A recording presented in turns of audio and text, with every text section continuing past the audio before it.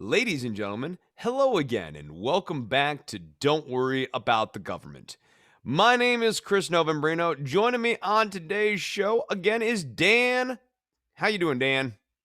Doing well, Chris. We can call you Doing Dan well. the man, but I was like, let's be formal. Let's just call him Dan. Like, don't, you don't have to make a name joke. Sure, You don't sure. have to go Dan, I Bo, Ban, the, Fanana, and I Fana, and Fo, I can Fan. I can also assure you that every Dan that you encounter in your everyday life has had the Dan the man uh absolutely to the max. Yeah. I was okay in like third or fourth grade. I was doing like a swimming class thing, and everyone was getting nicknames, and mine was Chris. And like the swim instructor was unable to come up with a rhyming scheme for Chris. And so this is burned in my brain. This is burned into my brain. What this guy came up with. So, like, you know how you have Dan the man? I got this, believe it or not. Chris the Depot Piss.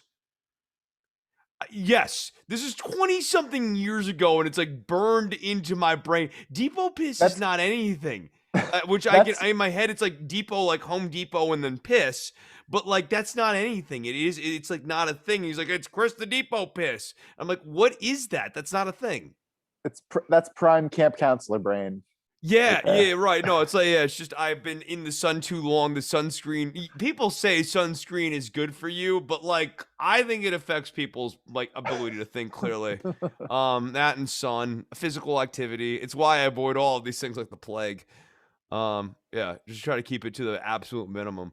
Well, welcome back. Happy to have you here. Glad to have you back. Real quickly, it is episode 519. We are coming up on episode 520, and you know what happens every 20 shows, Dan? Now. Listener shout out Yeah, or well, listen, listener call in. any listener at all, you don't even have to be a patron if you want to be a part of the show. We tape on Sundays. I will put out the day before, like the time that we're gonna do it, and I'll put up the Zoom link about an hour before on my Twitter account, which is twitter.com/DWATG. For those who want to join in, it's open. We can talk about anything and everything. If you have been seething every time you listen to this show, and like part of you just like really wants to get it out, like now's the time. Like episode 520, it's coming up. Otherwise you're gonna have to hold it in. You're just gonna have to stick it inside for the next 20 episodes until episode 540. So don't do that to yourself. If you really need to vent, or you just want to actually be a part of a constructive conversation, open DWATG next episode, which will be next Sunday. Keep an eye on the Twitter feed, twitter.com/DWATG. Now, one last announcement. Don't worry about the government's AV club is going to be taping its first like AV thingy here at the end of the month. I'm trying to figure out the exact day, but it'll be sometime at the end of May. We have a topic selected. We got a lot of people in the discussion group already. But if you are a Patreon member and you have ever been jonesing to discuss all of the recent phenomenon involving unidentified flying objects that we have been seeing and observing with the military. That's right, Dan. We are talking friggin' aliens. Finally. I'm pumped, Chris. I'm I'm actually pumped. pumped too. And like, full disclosure. So, like, I have mentioned this to more professional friends of the show about like talking about aliens or whatever. And it's like still very obviously a third rail in conventional media. Like, you're not allowed to talk about it. Not like you're not allowed to talk about it, but like if you do that, they're still like, oh, that's weird. It's really out there. I can't believe we're talking about aliens. But like, if you want to participate in this, we have a documentary list. If you want to watch these documentaries, these are like serious documentaries. We're not watching Alien Autopsy, like the VHS that they put out like in the 80s that had the campy looking. No, we're talking about like the real military observed stuff, things done with military brass. Uh, Talking about the tic tacs, the triangles, all of the other weird things that our military keeps seeing. What's behind them? What does it mean? What does it have to do with, or like, what does it imply for the 21st century when we're talking about geopolitics, when we're talking about liberalism, conservatism, socialism, like our broader fate and plight as a species? I think it's going to be an important show. I think it's going to be a fun show. We're going to have a really kind of like broad group of people. Like, I'm really looking forward to this chat, Dan. So yeah, I'm, go I'm ahead. personally looking forward to how these extraterrestrials really take off on the culinary aspects of how to serve man properly. So let me ask you this: like, you think they're going to cook up Cody? I think there's a distinct chance. Cody sucks.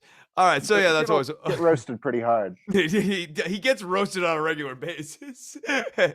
That is certainly true.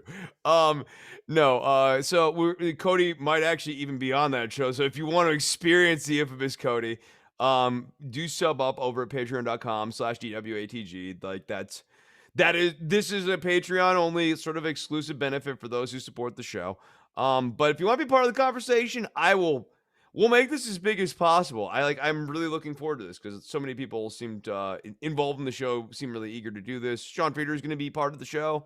Like, no, it's gonna be a fun conversation and a serious one at that. And hopefully, probably the most serious conversation that y'all have had in your podcast feed on unidentified flying objects in a good 6 to 8 months at least, maybe longer, right? Somewhere in the background here, we've got cats fighting here. Kit and Yuffie, chill out. All right. Okay. Yeah. The drums will be happening on the camera. If you support the show, you can watch Kit and Yuffie and Hazy fighting in the background. The price of admission: $1 a show. Did you get aliens? You get cats. Right? What more could you want, Chris? Right? What more could you want? You know who's got aliens and cats too? Sort of. It's kind of a segue. We're running with it. Joe Biden. Joe Biden is getting a cat, Dan. and like, if these aliens show up in the next 4 years here, Joe Biden's going to be the one cleaning up the mess. So keep that in mind. Sleep well tonight. But I for one, that believe that Joe Biden has had aliens since the early 70s. But we can. That's for the next show. Or that's for the okay. Are we doing Joe Biden's a reptilian topic one? Let's do it. Lizard people. Joe Biden, go. No, so the Bidens are getting a cat. Any thoughts on the cat other than it's the greatest thing that's ever happened? I look forward. I mean, I'm sure it's going to be like GPSed out the wazoo. Like that is going to be the most easily locatable cat. But I like the concept of a creature as elusive as a cat just roaming like a building as a building as like labyrinthine and like terribly designed as the White House or any of our federal buildings, really. Yeah. I know the Bushes had a cat. Okay, there we go. Speaking of cats, we got cats going on here. It's a scrum. So the Bushes had a cat, India. So I'm always wondering, like, what did India do? India's an interesting one too, because like she basically spent her whole life in the White House. She actually passed shortly before they exited the White House. So like India, like India like lived out her whole life in the White House. I don't know. I think it's cool. Like I like what Jill Biden, because this is all Jill. This has nothing to do with Joe. Joe like doesn't know. Like Joe made it sort of clear in the interviews. Like, he's still one of these dudes who's like, I don't really like cats. Like, you know, that's his thing. Because Joe Biden is very much a man of the mid 20th century in every possible way. Yeah. From marijuana to cats. But like Joe Biden, you know, has had this really active hand in, you know, one, shelter animal. This cat's also going to be a shelter animal. Major is, I guess, getting training so that, you know, like he doesn't like lose his shit. Like, we don't need the cat getting murdered by Major Biden. That would as fun as Major Biden attacking staffers is. Like, I don't want Major Biden killing other animals because then they're probably going to put down Major, which would be a bummer. Like, let's keep it real. And also, like, you know, I want shelter animals to succeed. As weird and unnatural as living in the White House is for a shelter animal. Like, I like the idea of a shelter animal being like, we say they're a state level dog. We like them. Sure. Yeah. I have a rescue dog. She, my wife and I adopted her when we were living in New York City. She got into an adoption truck in Bowling Green, Kentucky, and got out in Union Square, New York.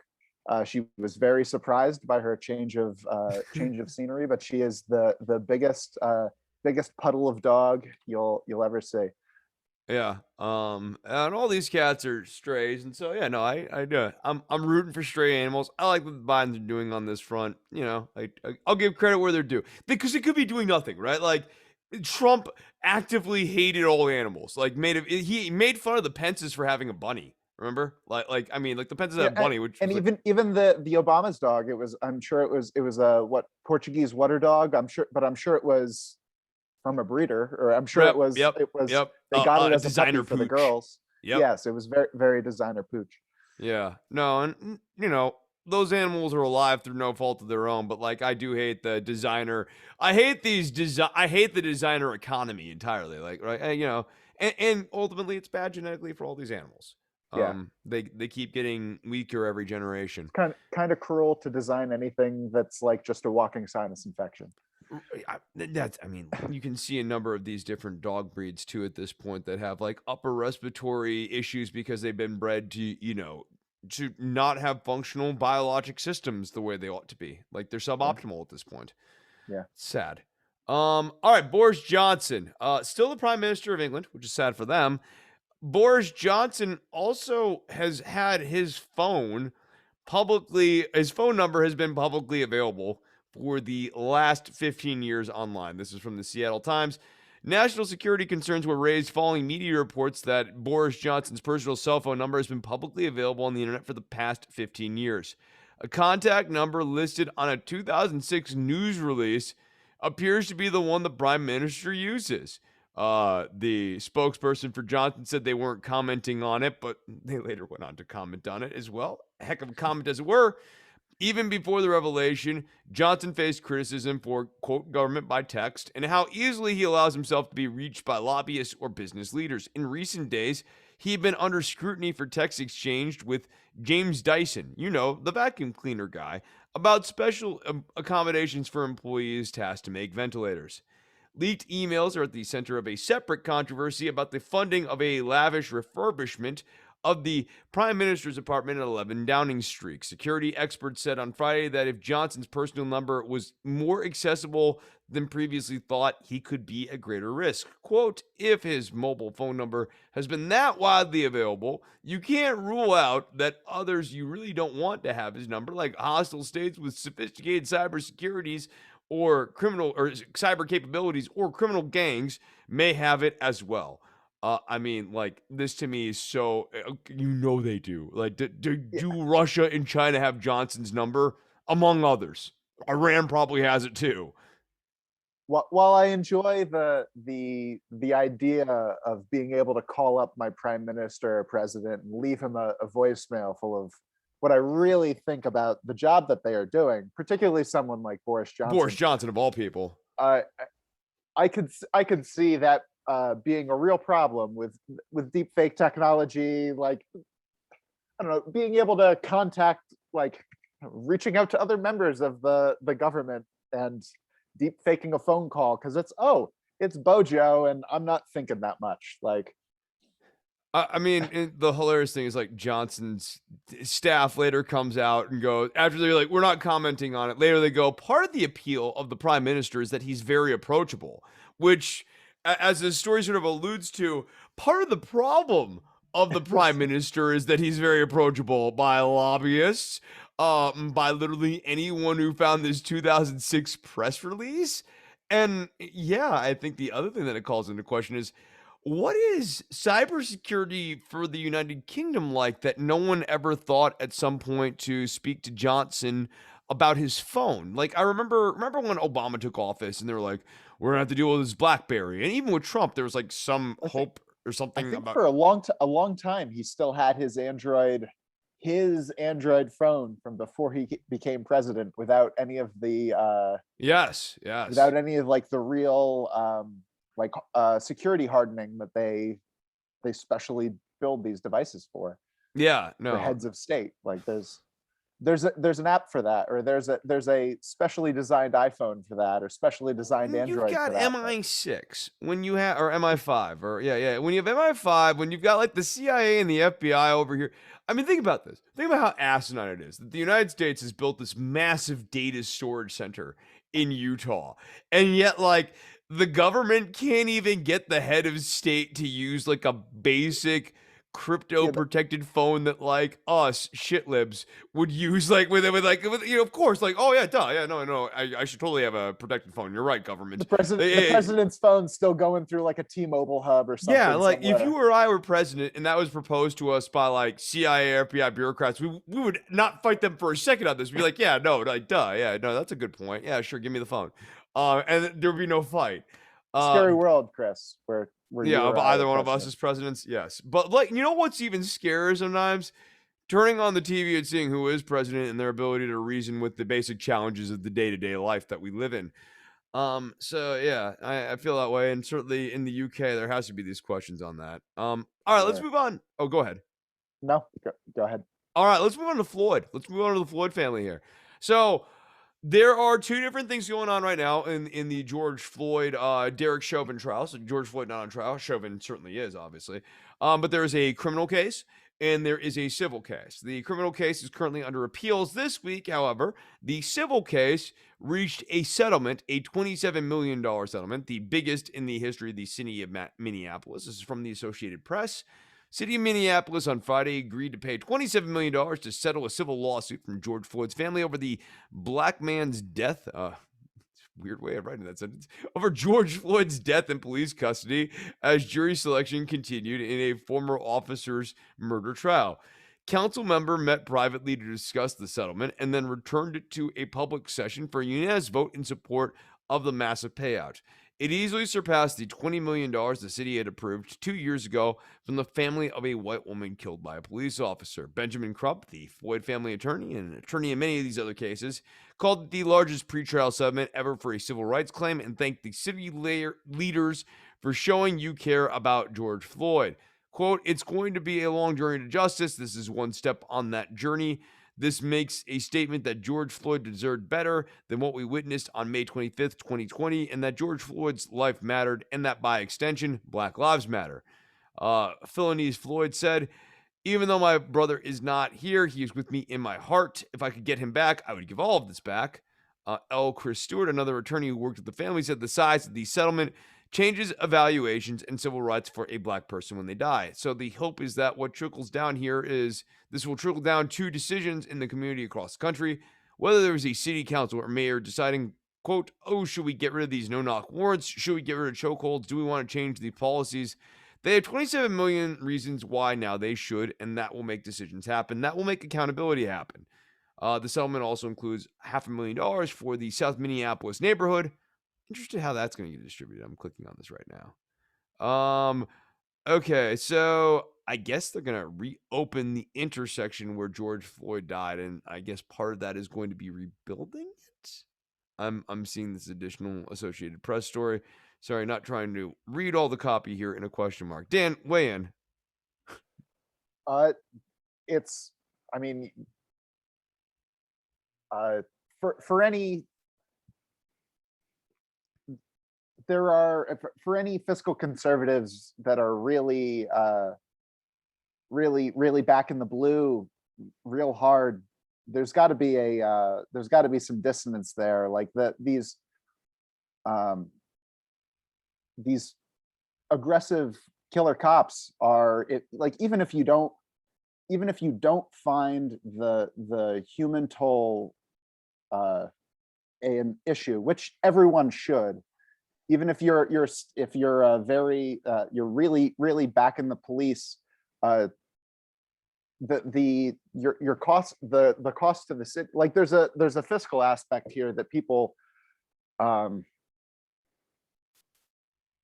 people who will be very concerned with every dollar going to any aid programs, to any like social benefits, won't say a thing about 20 million, like the police officers costing the town $20 million. Yeah. Okay. So I went That down was a long way to get there, but no. I got where you're going. Actually, I do want to be back in gallery. So I got down the wormhole this week about qualified immunity and the debate that's happening on the conservative side about this, because there are good faith conservatives who aren't like a Justin Amash type, who have really been leading a meaningful, driven charge to end qualified immunity. But what does qualified immunity mean? I know we're hearing this term bandied about a lot these days.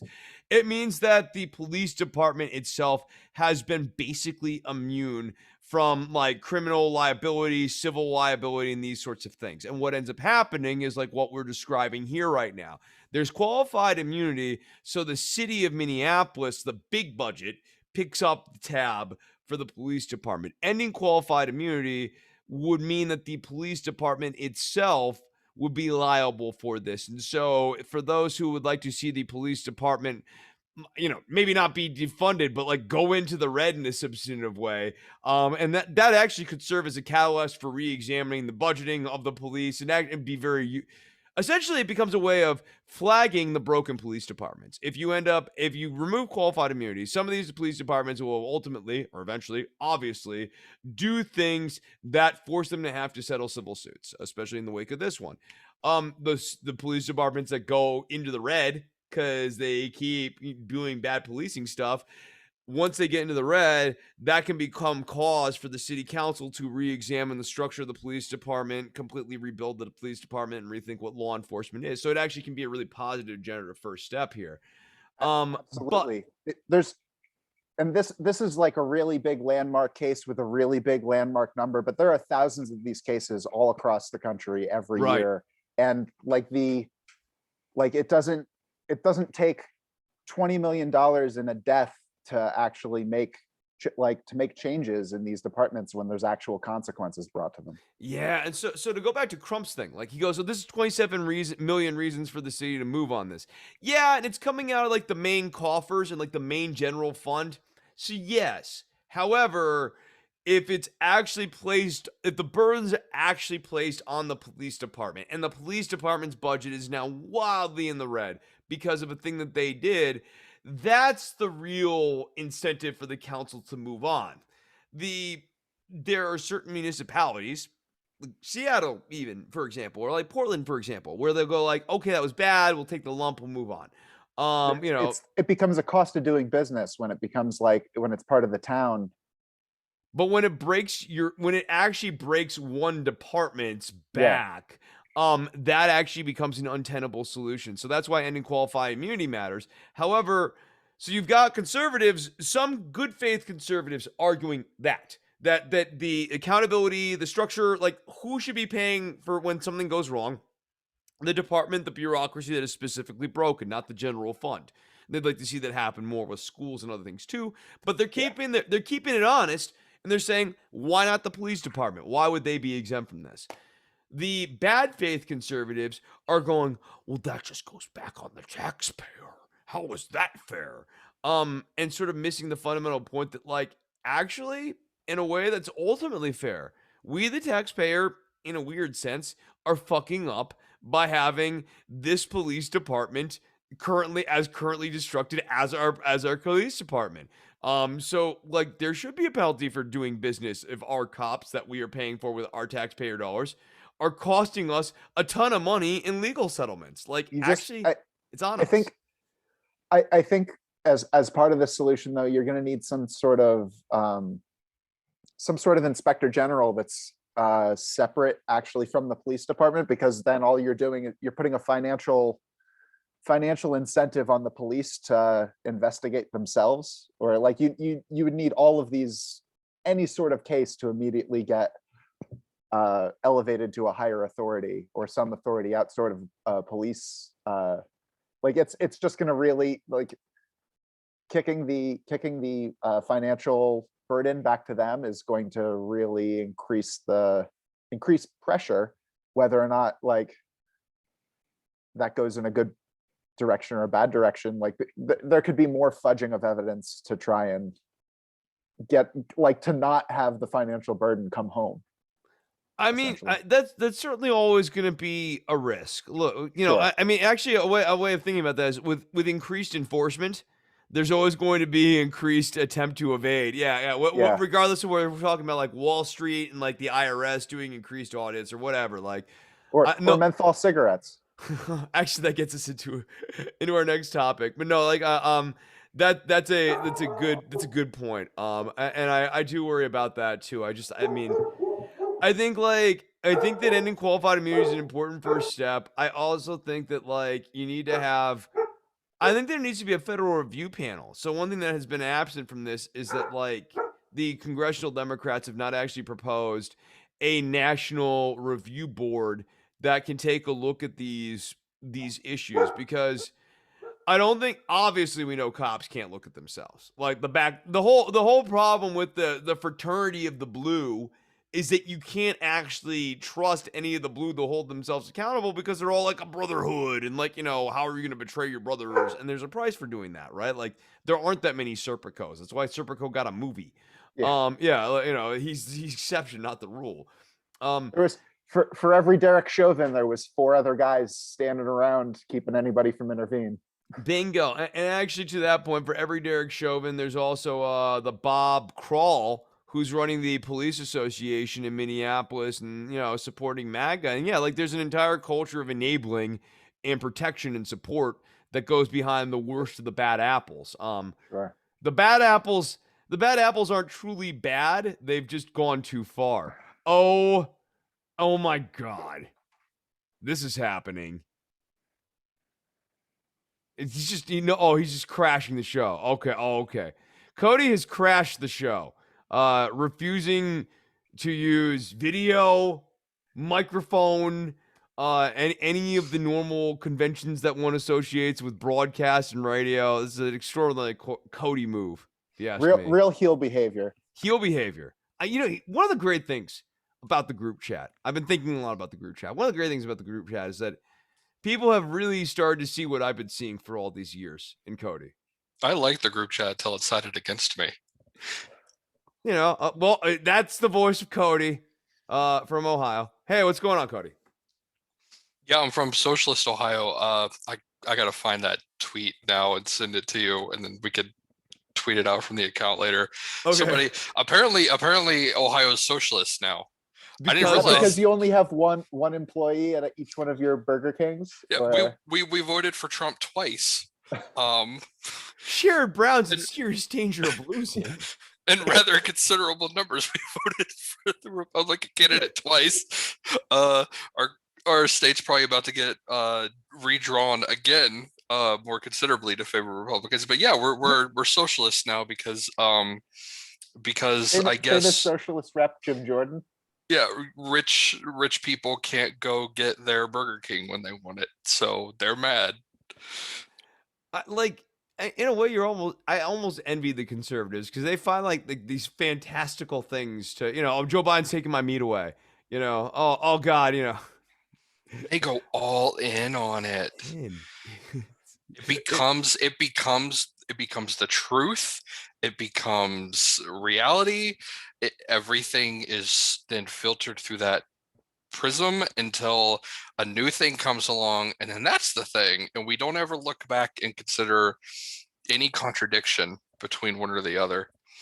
In a weird way, Cody will associate with this. It's like Republicans really want their voters to be like a WWE fan.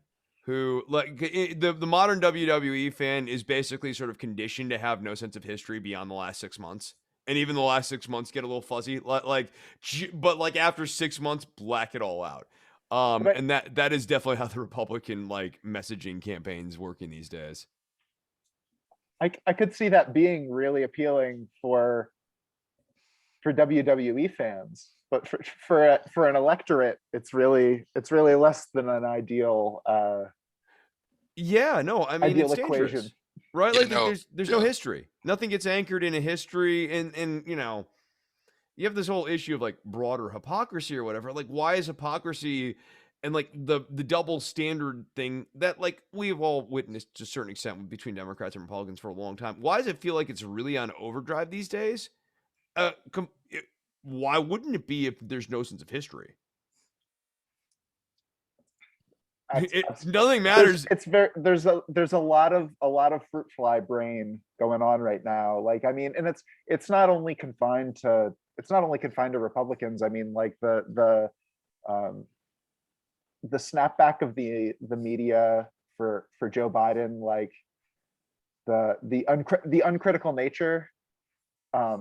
Short of, I mean, he's an objectively better president. He's doing better than I thought he would ever be doing on some things. Yeah, on a number of things, and I'd even say on balance. He disappoints me in noted ways, but no, on balance he's fine.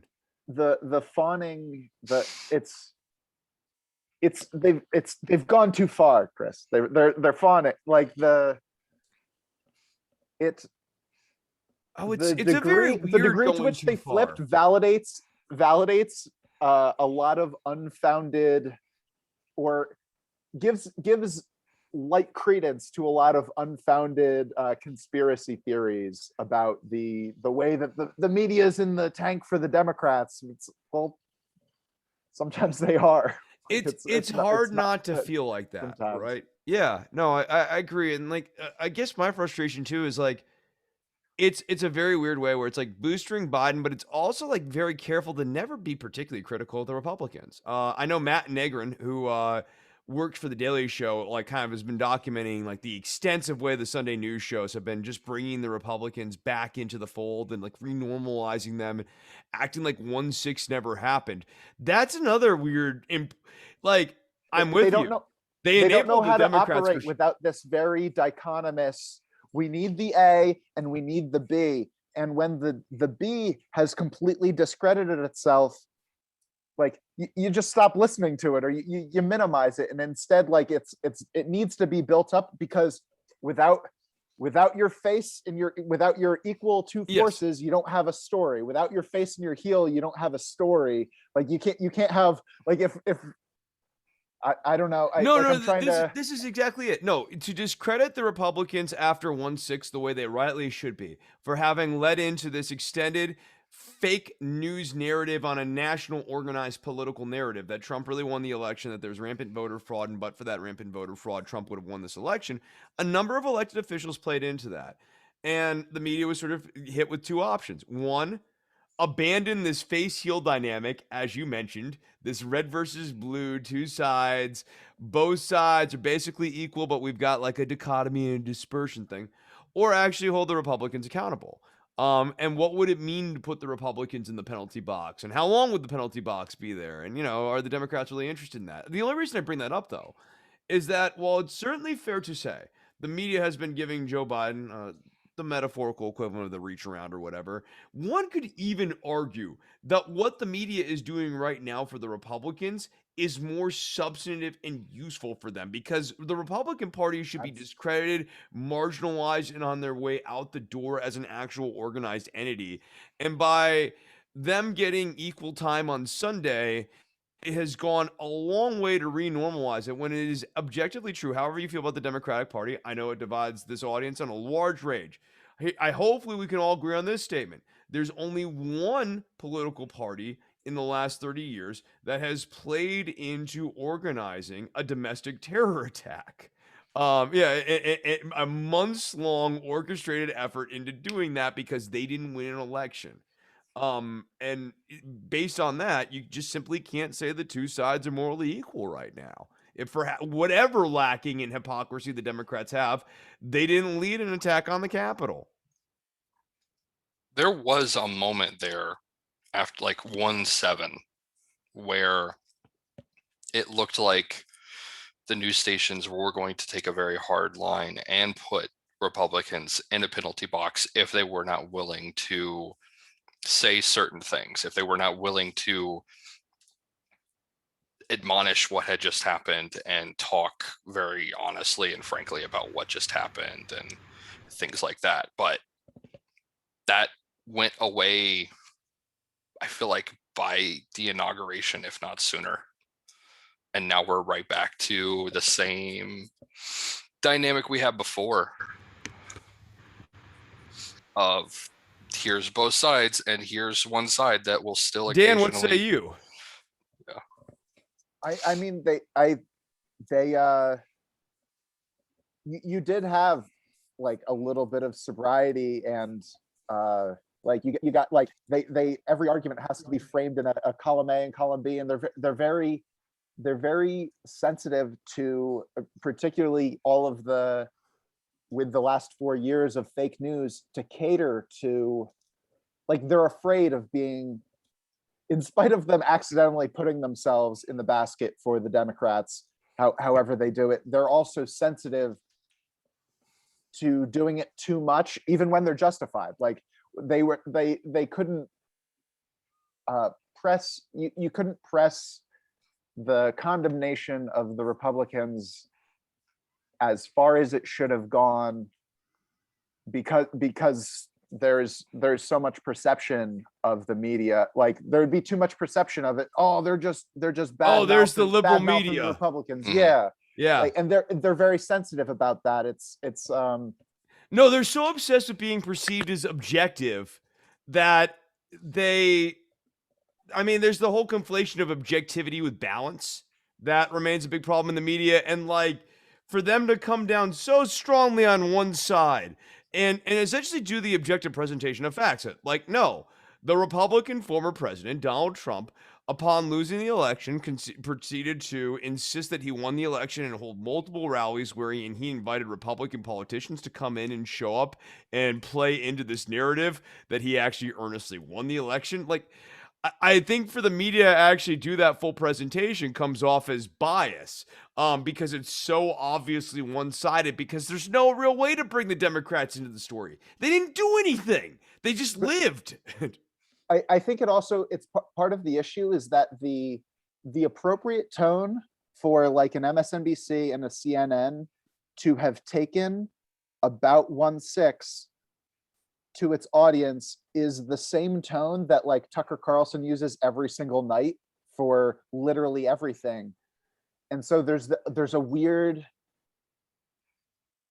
like negating factor. Like they can't, like it feels, I think for a lot of people it probably felt like they were being hyperbolic, actually saying the truth about what actually happened, because we're in this state where like a big section of the media, from Fox to OAN to, I mean, even, I don't know, even there's hyperbolic like bread tube leftists, and like there's Ooh, I didn't even throw that on. Hyperbole on all the time, like the bread tube collapses.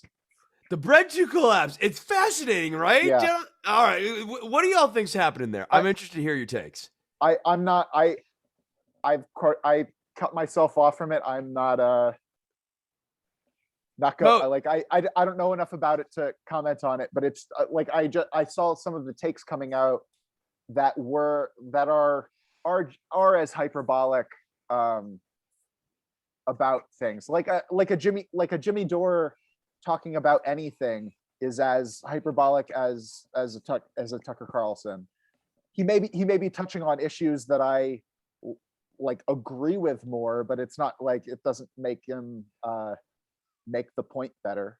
No, I don't think it's an accident that Tucker Carlson and Jimmy Dore have a fairly, like, a closer broadcasting relationship than they heretofore have. Like, it started off with Dore going, Tucker's got some good points, and now Dore gets to go on Tucker's show.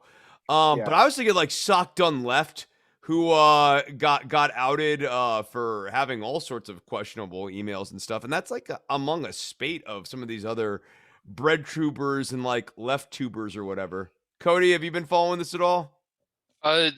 Very little. Explain it. Like, let me be the outside. Tell me what's been going on so I can react to this.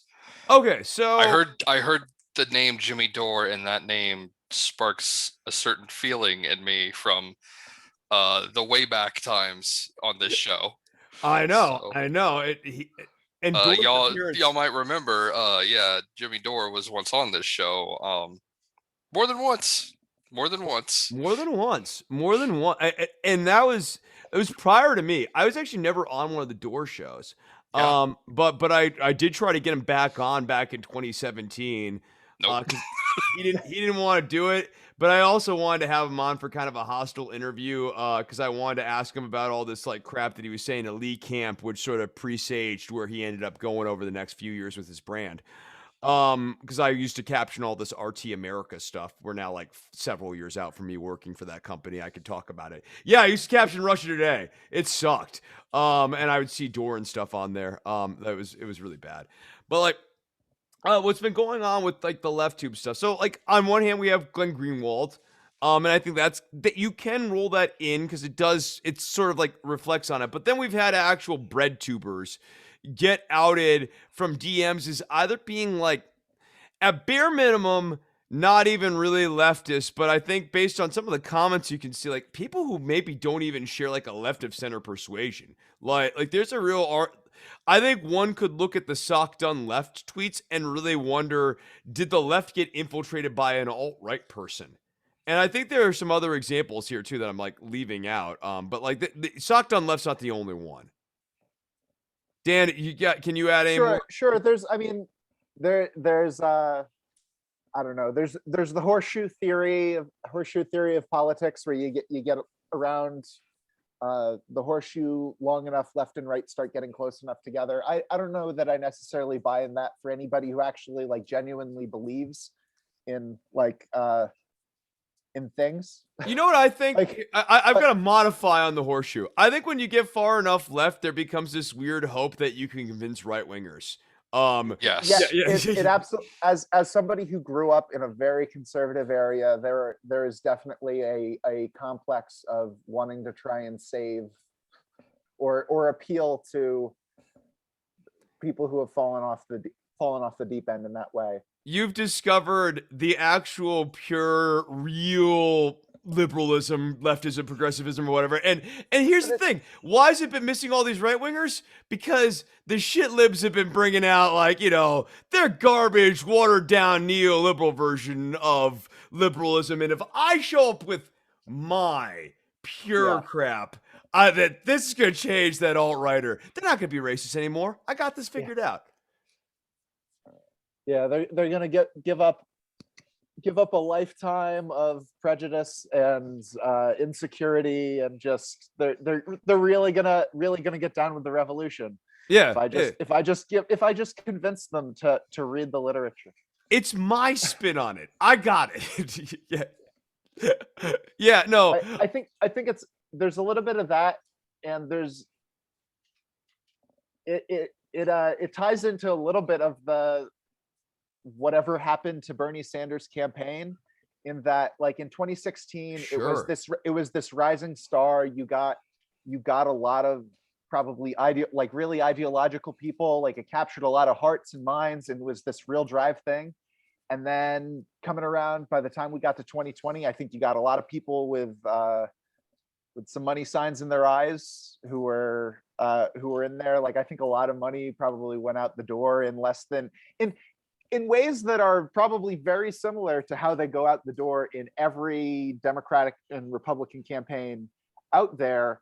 It's just that they were all outsiders. They were all people who globbed onto the Sanders campaign and were trying to do things different from the outside, and they just did the same corrupt media buys, and like they sold. Well, arguably, they were worse at it themselves to sell ads. Like, yeah, no. Okay, so here's the other thing that I think like explains why is this happening now to BreadTube? Well, because there's bread in BreadTube. Like Chapo Trap House makes 6 figures every month. Yeah, they're splitting the pie among several of them.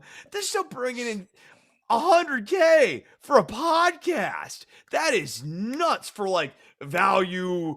Like, if you want to get into your Marxism, actual labor value, utility value sort of thing, that's crazy. So like, there's a real appeal, I can imagine, for alt-right trolls to like figure out how to cop being a leftist. And like, one can imagine like that particular like spin of it. You're bashing liberals all the time, so you're not like necessarily super leaving your home territory. Yeah. And there's that's the horseshoe the horseshoe involves just a lot of animus towards the center. Yeah. Anyway, so like, it's my parents and I agree on a lot about politics, except where we finally like come down on the end. It's like, yeah, things are bad. What's the solution? No dice. Yeah, right. Yeah, then every so I was like, well, Chris, you gotta tell that Trump is pretty funny. Actually, no, he's not. He's horrible. No. Hey, Cody, I want real quickly thoughts on the Floyd family taking the settlement in the civil case for Chauvin. So they got $27 million from the city of Minneapolis. Any thoughts? Oh man, I support them all the way on whatever their decision with this is. They've already been through enough. They will continue to be going through this for the rest of their lives. And a lot of people made a very good point back when the verdict happened, justice isn't the verdict. Justice would have been George Floyd being there. Sure. They can't get him back. And if them taking this in any way like helps them assuage any feelings, if this helps them get out of the media light in any way that they want to quicker, do it. Just absolutely, like, Godspeed to them. I can't even, I don't know if you or Dan saw this, but the video that came out, I think, from their side when the verdict was read, and you just see, I believe it was George Floyd's mother in the video, just sitting there, and just the weight of all that emotion just hitting her. I can't. Yeah. Yeah. Totally reasonable. Oh, I mean, like, you think about the Floyd family. Why would they want to go? They're already going through one trial. Why would you want to go through another trial? Like, you know, you're already. And they might already have retrials that come out of this first one that, you know, because, so yeah. And I mean, Dan and I are kind of kicking around the show. I don't know how much this plays into it, but like perhaps all the public commenting and the sheer publicity of the first trial might actually make it really complicated to do a civil trial too, and just introduce all these different speed bumps and like, who wants to go through that? And also, like, you know, if you get offered 27 million, yeah, you could play for the 100 million, but like, why wouldn't you take the 20? I don't know if they're going for 100. I don't know what the actual like total damages was supposed to be, but like, yeah, you'd probably take the 27 million. I have absolutely no grudge or malice towards them doing that. Y'all, we have to talk about Gaetz-Gate. I was gonna say, do you want to? But that's not an option. We're talking about Gaetz-Gate.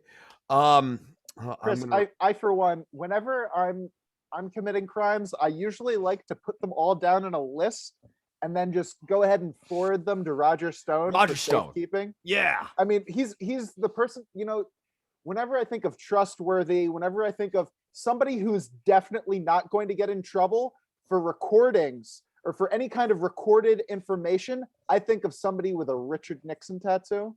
Like Nixon and Stone, just really who you think of not getting in trouble for any kind of recorded information. I mean, who could have seen this coming out of Matt Gaetz when Roger Stone took Matt Gaetz under his wing, like all through 2018 and 2019. I remember vividly when Roger Stone was hosting Alex Jones's InfoWars, him talking to Alex Jones and saying, you know who I really like? Matt Gaetz. Like this association has been going on forever. Yeah, as Dan alluded to, Matt Gaetz got screwed over by Roger Stone, who essentially just amassed a ton of dirt on Matt Gaetz and all of the illegalities of Matt Gaetz, because Gaetz was angling for this pardon. So Gaetz wanted a pardon. He thought he could get it maybe through Rudy, because Rudy, if you remember, was trying to sell pardons. So was Stone. And Stone, because he's crafty, got Gaetz to write down all of his crimes. And Gaetz, because he's stupid, actually did it. I mean, Stone, the villain that he is, I really hope like those, like the messages of like Stone, like, oh yeah, like it's coming through on Monday, just give me the 200 grand, is the most iconically Stone thing. Like I can just imagine there's call-ins to InfoWars where Stone and his wife, like you can tell, like he's talking into the phone and then he and his wife are laughing in the background and you can like hear it. And Jones just doesn't come through, but you can just so picture Stone and his wife just laughing themselves to the bank, trying to get this guy to send them like 200 grand in Bitcoin or whatever. Oh yeah. Let me read the copy here. Florida Representative Matt Gaetz, close friend, wrote a confession letter last year detailing how he and Gaetz paid for sex with multiple women, including a minor who was 17 at the time. Joel Greenberg's letter was part of a failed attempt to secure a pardon from Trump with the help of Roger Stone for their alleged sex crimes, which the Justice Department is investigating. Quote, On more than one occasion, this individual was involved in sexual activities with several of the other girls, the congressman from Florida's 1st congressional district, and myself, Greenberg wrote. Quote, from time to time, gas money or gifts, rent, or partial tuition payments were made to several of these girls, including the individual who is not yet 18. I did see the acts occur firsthand and the Venmo transactions. The Venmo transactions are like publicly documented too. Twitter users have discovered some of these Venmo transactions. And these Venmo transactions, Cash App, and other payments were made to the girls on behalf of the congressman. Stone wrote to Greenberg on January 13th, quote, I hope you are feeling prepared, or I hope you are prepared to wire me $250,000 because I'm feeling very confident about getting you this pardon. Yeah, he's very confident about something. How confident are we that Matt Gaetz is actually going down for this, or is he going to be able to white knuckle his way through this?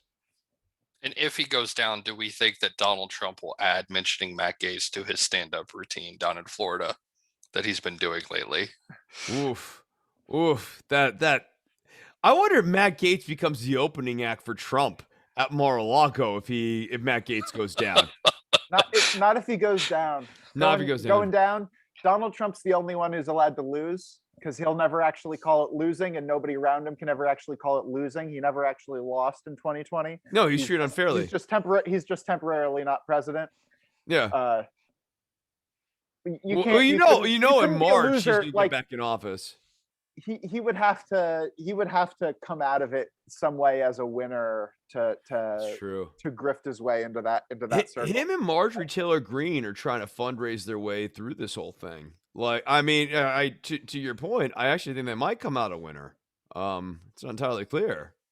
I mean, if he's smart, he's fundraising it and putting it directly into some type of social media company that he owns. Like he's got or he has a buddy who owns the social media, like the media company that he's using to funnel all this through. Like,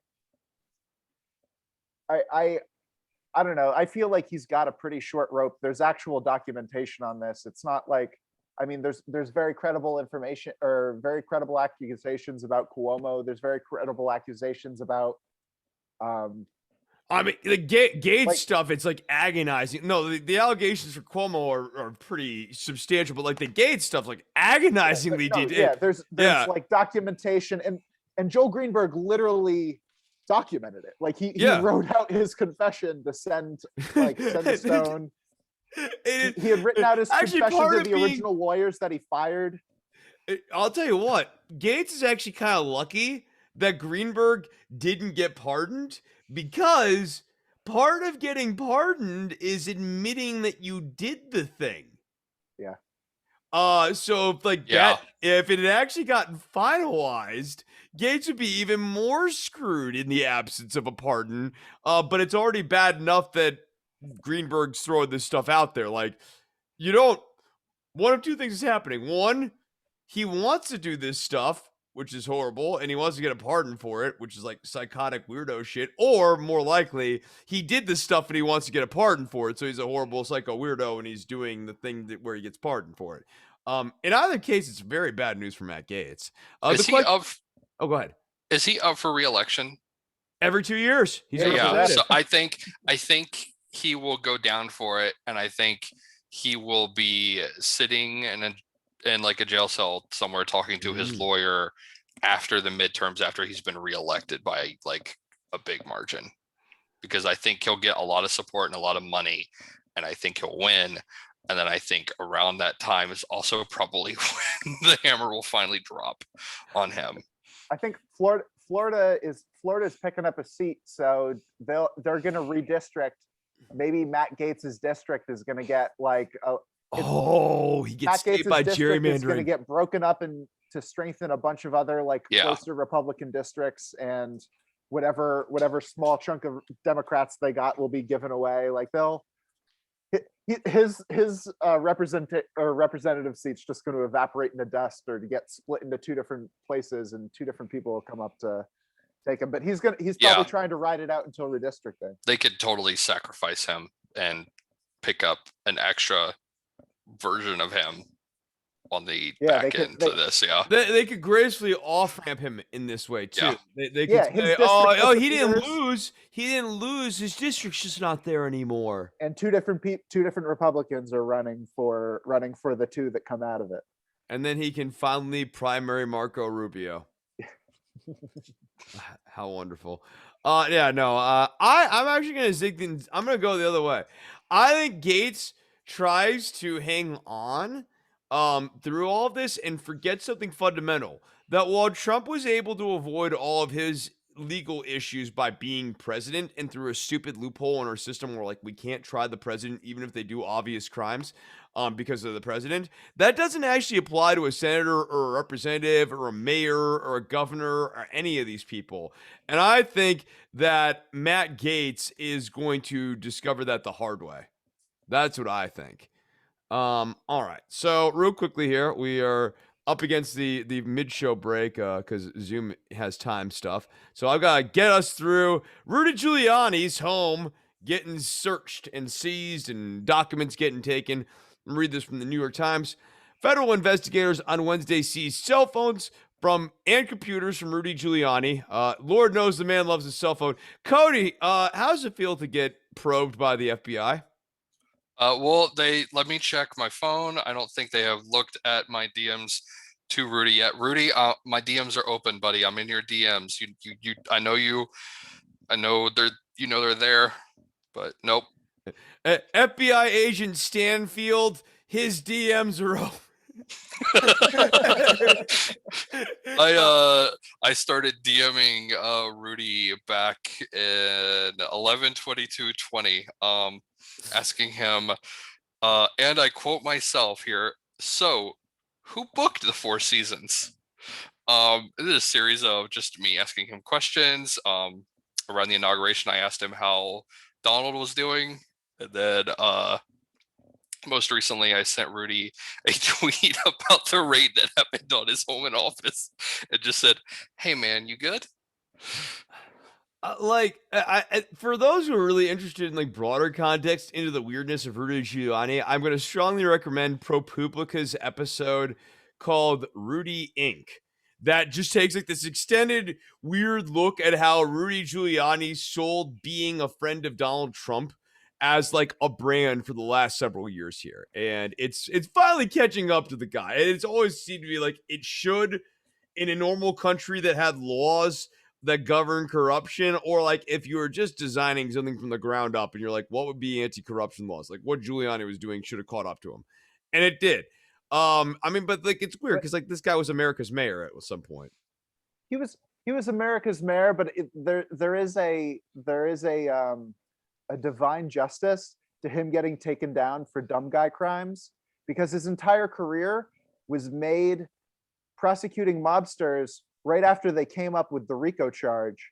So like his entire career, like the only reason anybody knows Rudy Giuliani's name is because he got to That's how he got to prosecute a being bunch mayor. of Italian mobsters or a bunch of mobsters in New Jersey for dumb guy crimes. Like, Yep. No, if before anybody- anyone, like they made up a new class of crime to be able to get these guys, and then they got them. Like, if anybody should have realized how some of this stuff works, it should be Giuliani. But like, let's be real. Like, it's the guy's not all there anymore. Like, it's the hair dye rolling down his face. Like, there's any number. Him being drunk on TV on a regular basis too. He got famous for prosecuting dumb guy crimes, and then he did a dumb guy crime. He got away with it. He didn't actually get like thrown under the bus, but it spoiled his presidential ambitions. He'll fingers crossed never actually be able to make that threshold again. It made him a lot of like, and we don't hear this as much. It made him a lot of enemies in the state of New Jersey, which kept him from getting things back going again. That's a little more quiet, but okay. Let me read a little copy on Giuliani here real quick. One of the warrants for Giuliani's devices indicated that federal investigators were searching for communications between him and Ukrainian officials, which like makes all the sense, including Petro Poroshenko, the former president, who was connected back to Putin, and 2 former prosecutors who had helped Giuliani collect information about the Bidens in Ukraine. Remember, Giuliani was the key guy pushing all the Hunter Biden, Ukraine, Burisma stuff back in the day with the help of John Sullivan. FBI agents also executed a search warrant on Wednesday to Victoria Tensing, one of the lawyers that Giuliani and Trump had been dealing with for information. Or they have been dealing with the Ukrainians, and this is part of that hunt for information. It goes back to this guy, Dmitry Firtash, who we've talked about on the show here. Long story short, a lot of the Ukrainian, Russian mobstery sort of shady allegations, like the kind of dumb guys in politics crimes, I guess you might call them, they're finally coming back to roost. And like this whole idea of they were trying to sell access to the Ukrainian president during 2019. The Democrats like playing coy about that, and like they were trying to basically like use leverage to get dirt on Joe Biden, and they were offering trade skis and involved for that. And Giuliani was the intermediary, and yeah, it looks like the chickens are coming home to roost. I think the Democrats are also a lot of people are being like the Democrats are being quiet about it because that's also kind of the nature that like that was also like Hunter Biden's entire career was just selling influence, like selling access and influence to his family.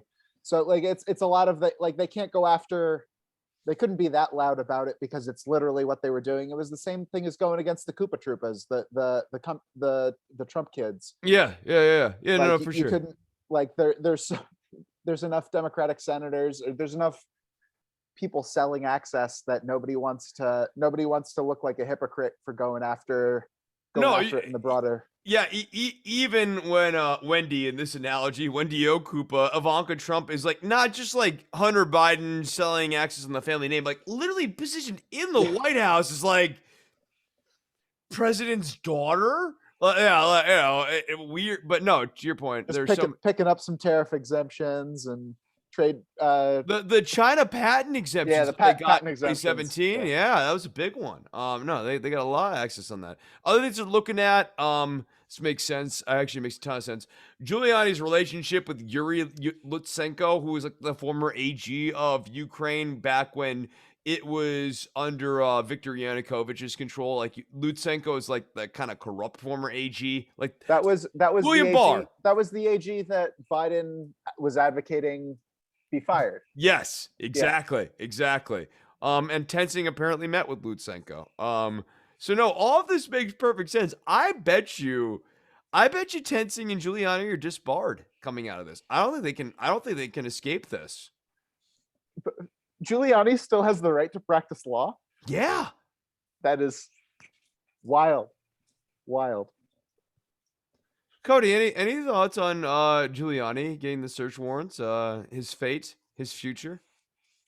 Before I die, I want to there's like a huge list of things I want to know about, and like aliens and like JFK, like that type of stuff. But like on the list, but like towards the bottom, but on the list, I want to know the full scope of like the Trump administration and its connection to like Russian government. Like I want a big diagram with like everybody, because it just seems to just constantly like a new name still here, over there. Like you're just throwing like darts at a board in a room, and like you can throw it at the ceiling. Okay, yeah, there's a name up there. It's so deep. It's like it's I'm willing to bet a lot of those strings and pins all go through Deutsche Bank. Yes, yeah. Esper Bank, yes, Deutsche Bank. And then also like through like all of his buildings and stuff. Yeah. For sure. All right. Part 2. We got a few more topics I want to get, a couple more topics I want to get to here. For those of you who are watching on the feed, go and click on the next video here. You'll see it on patreon.com/DWATG. And boys, I'll be sending you the link here in just a second.